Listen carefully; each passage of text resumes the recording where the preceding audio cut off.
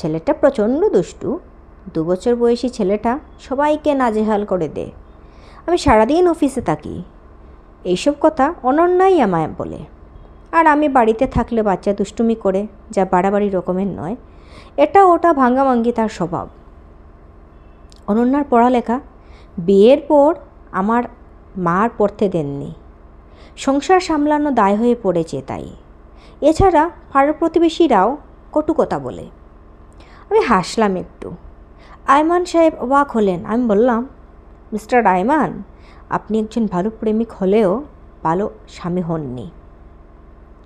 এটা কি আপনি জানেন? কী সব বলছেন?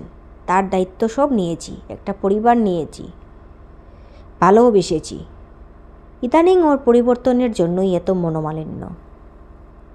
আমি আয়মান সাহেবকে বললাম, অনন্যা যখন আপনার প্রেমিকা ছিল তখন সে সুন্দর করে সেজেগুজে আপনার সাথে দেখা করত।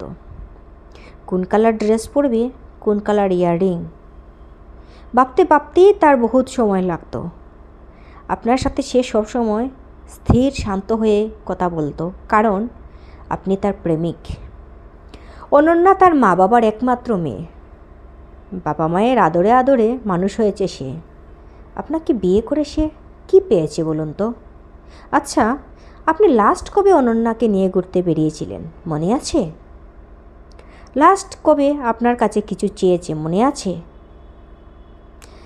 মিস্টার আয়মান, আপনি অনন্যাকে আপনার বউ নয়, এর চেয়ে বেশি বাড়ির বউ ভেবেছেন।